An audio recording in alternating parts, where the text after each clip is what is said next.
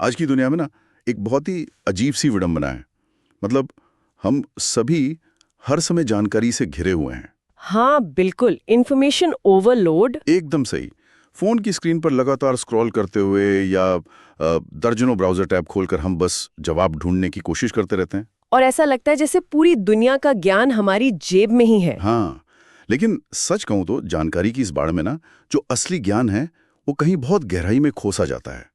मतलब हम पढ़ते बहुत हैं पर समझते बहुत कम है। सही बात है। और जब जीवन के सबसे जटिल या गहरे अर्थों को समझने की बात आती है तो सबसे पहली सोच यही आती है कि इसके लिए किसी बहुत ही भारी भरकम दार्शनिक किताब की जरूरत होगी। बिल्कुल, सैकड़ों पन्नों वाली कोई किताब।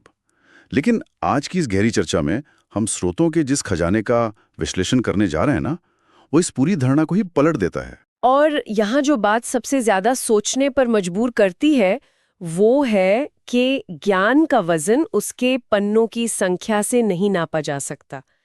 हम यहाँ किसी आधुनिक सेल्फ हेल्प किताब की बात नहीं कर रहे हैं जो मतलब 300 पन्नों में एक ही बात को बार बार घुमा फिरा कर कहती है। एकदम। आज के इस विश्लेषण का जो उद्देश्य है वो है महान संत कवि गोस्वामी तुलसीदास जी की अमर रचना दोहावली, उसके स्रोतों की गहराई में उतरना। जी। और हमारा मिशन ये समझना है कि कैसे जीवन के सबसे जटिल मतलब सबसे गहरे अर्थों को अत्यंत सरल भाषा में और मात्र 2 पंक्तियों के छोटे छंदों में पिरोया जा सकता है। जो कि अपने आप में एक बहुत बड़ा काम है ना? अगर इसे आज के संदर्भ में देखा जाए तो मुझे लगता है कि तुलसीदास जी ना अपने समय के माइक्रो ब्लॉगिंग मास्टर थे। अरे वाह, माइक्रो ब्लॉगिंग। हाँ, मतलब सोचिए, बिना किसी लंबी चौड़ी भूमिका के कोई जटिल शब्दावली नहीं, बस सीधे मुद्दे की बात। 2 पंक्तियां जो सीधे लोगों के दिलों और दिमाग तक पहुंचती हैं। माइक्रो ब्लॉगिंग वाली ये बात दिलचस्प है, लेकिन मैं यहाँ थोड़ा सा फर्क करना चाहूंगी। अच्छा। देखिए, आज की जो माइक्रो ब्लॉगिंग है वो अक्सर बस शोर होती है। मतलब कुछ घंटों बाद लोग उसे भूल जाते हैं। हाँ, वो बस ट्रेंडिंग टॉपिक्स होते हैं। बिल्कुल। लेकिन दोहावली कोई ऐसा विचार नहीं है जो आज ट्रेंड कर रहा हो और कल गायब हो जाए। स्रोतों के अनुसार ये दोहों का एक ऐसा संकलन है जो सदियों से टिका हुआ है। टाइमलेस है। जी, ये केवल कम शब्दों का खेल नहीं है, बल्कि ये विचारों का एक ऐसा सघन रूप है जिसे सदियों की कसौटी पर परखा गया है। तो ये सिर्फ शॉर्ट फॉर्म कंटेंट नहीं है, बल्कि एक टाइमलेस शॉर्ट फॉर्म कंटेंट है। एकदम सही। अब यहाँ एक सवाल उठता है, मतलब जब कोई इतना महान कवि हो, जिसके पास ज्ञान का असीम भंडार हो, तो वो महाकाव्य लिख सकता है, लंबी लंबी कथाएं लिख सकता है। अब रामचरितमानस इसका जीता जागता प्रमाण है ही। बिल्कुल है। पर इस विशेष संतयन के लिए उन्होंने संवाद की यह विशिष्ट शैली ही क्यों चुनी? मतलब मात्र 2 पंक्तियों वाले दोहे का फॉर्मेट ही क्यों? इसके लिए ना, अगर हम 16वीं सदी के भारत की सामाजिक और ऐतिहासिक पृष्ठभूमि को समझें तो इसके पीछे एक बहुत बड़ी क्रांति दिखाई देती है। क्रांति? वो कैसे? उस दौर में ज्ञान पर एक तरह का एकाधिकार था। मतलब जो बहुत ही गूढ़ और कठिन ग्रंथ होते थे वे संस्कृत में होते थे, जो हर किसी को समझ नहीं आती थी। बिल्कुल। वे सिर्फ विद्वानों की सभाओं तक सीमित थे।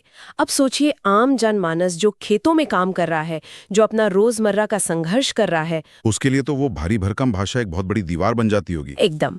तुलसीदास जी का मुख्य उद्देश्य अपने जीवन के गहन अनुभवों और भगवान राम के प्रति अपनी जो अटूट भक्ति थी उसे उसी आम जनमानस तक पहुंचाना था। यानी ज्ञान तो समाज में मौजूद था, लेकिन उस तक पहुंचने का दरवाजा बहुत भारी था, जिसे हर कोई खोल नहीं सकता था। हाँ, और इसीलिए उन्होंने ये महसूस किया कि अगर जीवन की सच्चाई और नीति का संदेश हर घर तक पहुंचाना है तो माध्यम ऐसा होना चाहिए जो लोगों की अपनी भाषा में हो। उन्होंने दोहों के रूप में सरल शिक्षा देने का मार्ग चुना। ये वास्तव में अगर मैं कहूँ तो ज्ञान का लोकतंत्रीकरण या डेमोक्रेटाइजेशन था। ज्ञान का लोकतंत्रीकरण, क्या बात है। जी, उन्होंने दर्शन को मंदिरों या महलों से निकालकर आम आदमी के घर के आंगन में उसकी चौपाल पर रख दिया। अब यहाँ मैं एक बहुत ही दिलचस्प सवाल उठाना चाहूंगा, क्योंकि ये विचार ना अक्सर एक गलतफहमी पैदा करता है। कैसी गलतफहमी? हम आमतौर पर सोचते हैं कि जो बात जितनी मुश्किल भाषा में कही गई है वो उतनी ही गहरी या विद्वतापूर्ण होगी, और अगर कोई बात बहुत सरल है तो लोग उसे अक्सर बेसिक या हल्का मान लेते हैं। हाँ, ये तो आजकल बहुत होता है। तो क्या किसी बहुत ही गहरी और दार्शनिक बात को सरल भाषा में कहना उसे कठिन भाषा में लिखने से ज्यादा मुश्किल काम नहीं है? मतलब मुझे तो ये ऐसा लगता है जैसे किसी को क्वांटम फिजिक्स के सिद्धांत किसी छोटे बच्चे को समझाने हो, अरे वाह, ये एनालॉजी बहुत सटीक है ना? बिल्कुल। अगर बहुत सारे समीकरण और जटिल फॉर्मूले इस्तेमाल किए जाएं तो वो समझाना आसान है, क्योंकि तकनीकी भाषा एक तरह का पर्दा बन जाती है, आप उसके पीछे छुप सकते हैं। बिल्कुल। लेकिन अगर वही बात बिना किसी फॉर्मूले के समझानी हो तो उसके लिए आपको विषय की परम समझ होनी चाहिए। ये एक बहुत ही शानदार उदाहरण है। और मैं इसमें एक पहलू और जोड़ना चाहूंगी। सरलता ना कोई डमिंग डाउन या विषय को कमजोर करना नहीं है। जब कोई व्यक्ति किसी विषय को पूरी तरह से आत्मसात कर लेता है, उसके सारे उलझे हुए धागों को सुलझा लेता है, केवल तभी वो उसे इतनी स्पष्टता से रख सकता है। मतलब सरलता आखिरी मंजिल है, शुरुआत नहीं। एकदम सही कहा आपने।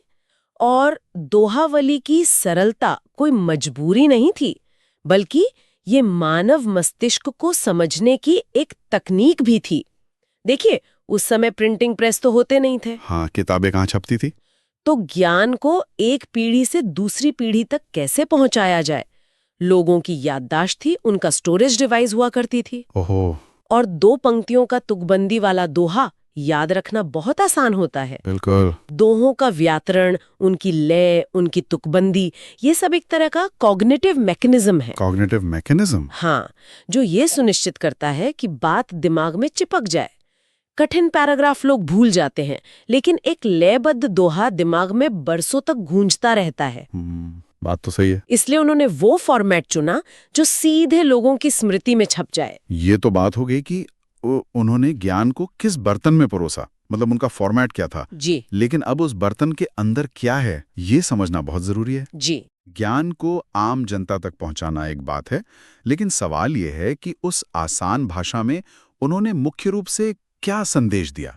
क्या वो सिर्फ पूजा पाठ की बातें थीं, या जीवन जीने का कोई व्यवहारिक तरीका भी था? स्रोतों के अनुसार ये मुख्य रूप से 2 प्रमुख स्तंभों पर टिका है। और वो क्या है? भक्ति और नीति। ये दोनों ही दोहावली के आधार हैं। स्रोत बताते हैं कि तुलसीदास जी हर दोहे में भगवान राम की महिमा का वर्णन करते हैं। उनका स्पष्ट मानना है कि सच्चा सुख केवल भक्ति में ही निहित है, और भगवान राम का नाम ही जीवन का सबसे बड़ा सहारा है। लेकिन ध्यान देने वाली बात यह है कि ये भक्ति कोई कर्मकांड नहीं है। तो फिर क्या है? ये एक आंतरिक समर्पण है जो इंसान को सही रास्ता दिखाता है। और दूसरा स्तंभ है नीति। जहां तक मैं स्रोतों को समझ पाया हूं, नीति का अर्थ सिर्फ नियमों की एक बोरिंग किताब नहीं है। बिल्कुल नहीं। बल्कि एक अच्छे और सार्थक जीवन को जीने का विज्ञान है।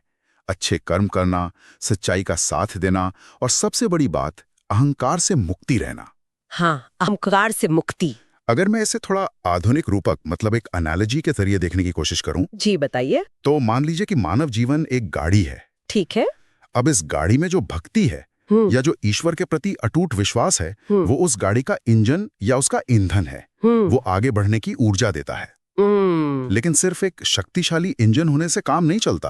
अगर गाड़ी में दिशा तय करने की व्यवस्था ना हो तो वो किसी भी खाई में गिर सकती है। बिल्कुल गिर सकती है। तो यहाँ नीति यानी अच्छे कर्म, सच्चाई उस गाड़ी का स्टीयरिंग व्हील है। ये सुनिश्चित करता है कि इंजन की ऊर्जा सही दिशा में जाए। ये गाड़ी वाला रूपक सुनने में बहुत अच्छा लगता है, लेकिन यहाँ मानव मनोविज्ञान का एक बहुत बड़ा पेंच भी है।